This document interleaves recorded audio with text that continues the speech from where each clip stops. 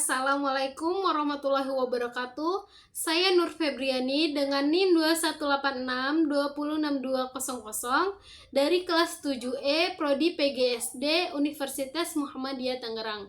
Di sini saya akan menyelesaikan tugas PTK saya dengan menjelaskan proposal dengan judul peningkatan hasil belajar PKN melalui metode information search pada siswa kelas 4 SDN Karangtengah 3 Kota Tangerang. Bab 1, latar belakang. Pendidikan merupakan hal penting yang perlu dilakukan oleh manusia untuk memahami dan membawa dirinya menjadi lebih baik. Salah satu yang bertanggung jawab terhadap pendidikan adalah sekolah. Proses pembelajaran di dalam kelas diarahkan hanya kemampuan siswa. Akibatnya hanya pintar secara teoritis tapi miskin di aplikasi. Salah satu contohnya yaitu di mata pelajaran PKN. Mata pelajaran PKN merupakan pelajaran yang memfokuskan pada pembentukan warga yang memahami dan mampu melaksanakan hak-hak dan kewajibannya. Dengan pelajaran ini diharapkan hasil belajar siswa akan lebih meningkat. Lalu di sini ada identifikasi masalah. Yang pertama itu pembelajaran masih berpusat pada guru sehingga membuat siswa menjadi kegiatan pembelajaran. Yang kedua, metode pembelajaran belum bervariasi karena kurang pemahaman guru terhadap penggunaan strategi pembelajaran aktif. Yang ketiga, kegiatan pembelajaran terkesan monoton yang mengarah pada informasi yang disampaikan oleh guru. Yang keempat, pendayagunaan sumber belajar yang belum optimal untuk menyampaikan materi pembelajaran yang cukup luas. Yang kelima, rendahnya hasil belajar pada mata pelajaran PKN sehingga siswa sulit dalam mencapai tujuan belajar atau kompetensi yang harus dicapainya. Lalu di sini ada pembatasan dan rumusannya. Yang pertama itu penerapan metode information search pada mata pelajaran PKN materi globalisasi di kelas 4 SDN Karangtengah 3 Kota Tangerang. Yang kedua, peningkatan hasil belajar PKN di kelas 4 SDN Karangtengah 3 Kota Tangerang melalui metode information search. Lalu di sini ada rumusan masalahnya. Yang pertama itu bagaimana efektivitas penerapan metode information search pada mata pelajaran PKN materi globalisasi di kelas 4 SDN Karangtengah 3 Kota Tangerang. Yang kedua, bagaimana upaya meningkatkan hasil belajar PKN di kelas 4 SDN Karangtengah 3 Kota Tangerang melalui metode information search. Lalu di sini ada tujuan penelitian. Yang pertama, menerapkan metode information search pada mata pelajaran PKN materi globalisasi di kelas 4 SDN Karangtengah 3 Kota Tangerang. Yang kedua, meningkatkan hasil belajar PKN di kelas 4 SDN Karangtengah 3 Kota Tangerang melalui metode information search. Lalu di sini ada manfaat penelitiannya, ada manfaat teoritis dan manfaat praktis. Di manfaat praktis itu ada bagi siswa, lalu ada bagi guru, bagi sekolah. Di bab 2, landasan teori. Yang pertama, pengertian hasil belajar menurut ahli Subjana di tahun 2009 dan ahli Dimyati dan Mujiono di tahun 2013, ada ahli Purwanto di tahun 2014, ada ahli Suprijono di tahun 2010. Dari beberapa ahli ini dapat disimpulkan bahwa hasil belajar adalah kemampuan yang dimiliki siswa setelah melakukan kegiatan interaksi belajar dan tindak belajar dari tujuan pembelajaran yang telah ditetapkan sebelumnya. Hasil belajar meliputi ranah kognitif, afektif, dan psikomotorik. Faktor yang mempengaruhi hasil belajar yaitu faktor internal dan faktor eksternalnya. Lalu yang kedua, pendidikan kewarganegaraan. Menurut ahli Susanto di tahun 2013 dan Winarno di tahun 2013, dapat disimpulkan bahwa PKN adalah mata pelajaran yang membahas tentang pemerintahan, tata cara demokrasi, tentang kepedulian, sikap, pengetahuan politik yang mampu mengambil keputusan politik secara rasional sehingga dapat mempersiapkan warga yang demokratif dan partisipatif melalui suatu pendidikan yang berorientasi pada pengembangan berpikir kritis dan bertindak demokratif. Lalu ada hasil belajar PKN, merupakan hasil dari proses dalam pembelajaran PKN yang digunakan oleh guru untuk mengukur tingkat pencapaian kompetensi peserta didik, serta digunakan sebagai bahan penyusunan laporan kemajuan hasil belajar dan sebagai bahan untuk memperbaiki proses pembelajaran PKN yang tujuan akhirnya adalah mengembangkan siswa sebagai warga negara yang cerdas dan baik. Lalu yang ketiga ada globalisasi.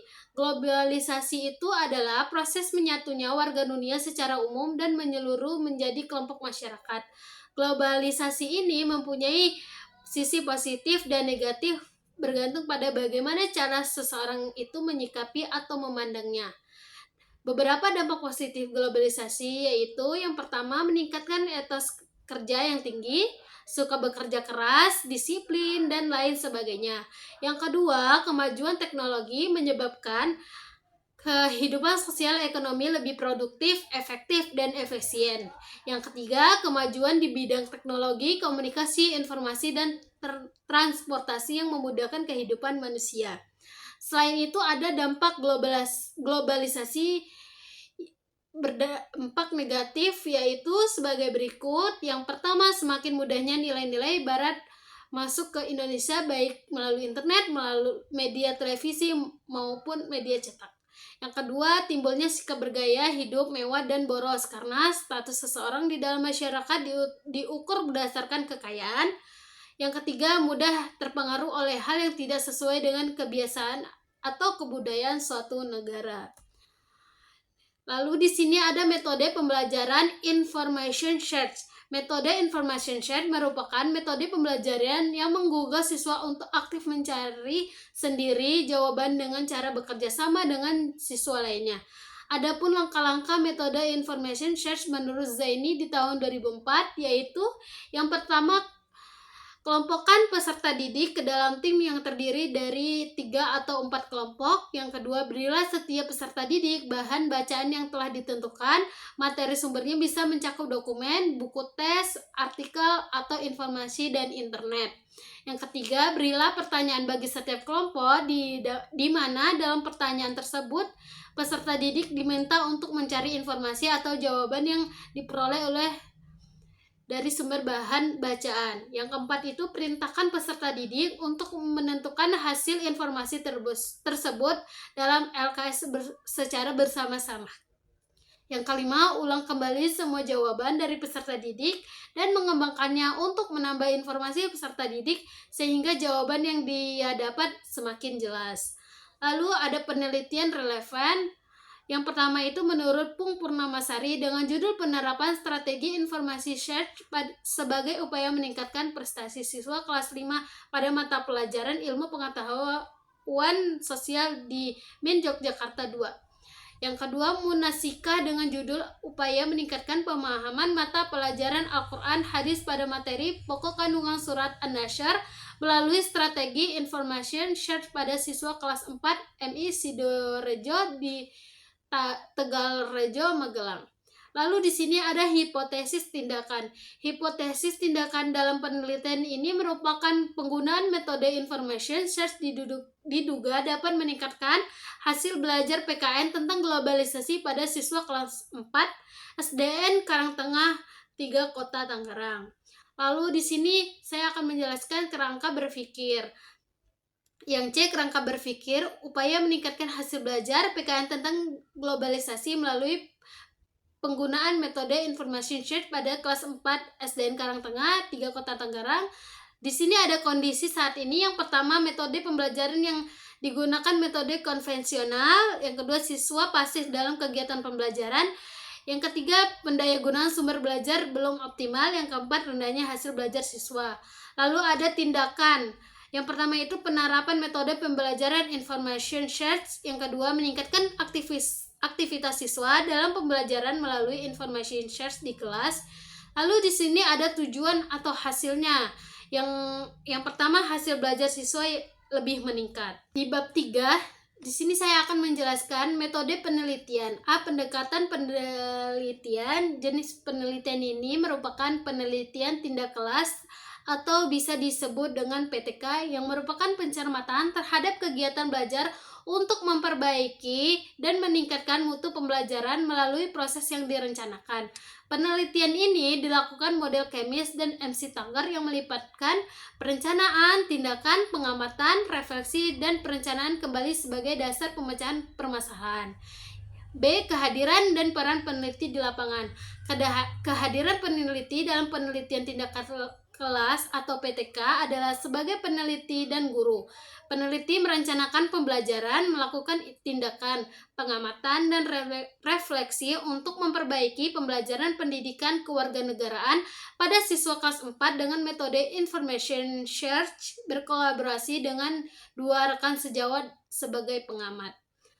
Lalu di sini ada tempat dan waktu penelitian ini. Penelitian ini dilakukan di SDN Karangtengah 3 Kota Tangerang. Penelitian ini direncanakan dilakukan pada September 2015 sampai dengan bulan Juni 2016. Lalu di sini proposal ini menggunakan instrumen penelitian hasil belajar PKN, definisi konseptual dengan definisi operasional. Yang kedua, metode information sheet, definisi konseptual dan ada definisi operasional juga. Lalu indikator keberhasilan. Indikator keberhasilan ini dibuat agar peneliti yang menggunakan penelitian tindakan kelas memahami apakah setiap tindakan dalam setiap siklusnya ada peningkatan atau tidak. Lalu di sini ada teknik pengumpulan data. Yang pertama itu tes, observasi, dokumentasi, catatan lapangan. Lalu di sini ada teknik analisis data. Analisis data dalam penelitian tindakan bertujuan untuk memperoleh bukti kapasitas apakah terjadi perbaikan, peningkatan, atau perubahan sebagaimana yang diharapkan. Teknik analisis data dalam penelitian ini nantinya diolah berdasarkan analisis kualitatif dan kuantitatif.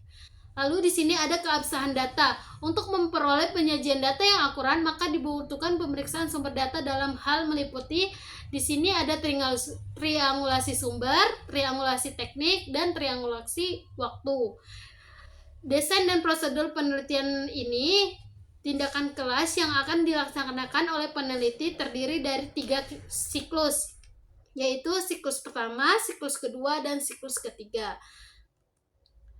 Baiklah, sekian dari penjelasan dari saya. Kurang dan lebihnya saya mohon maaf.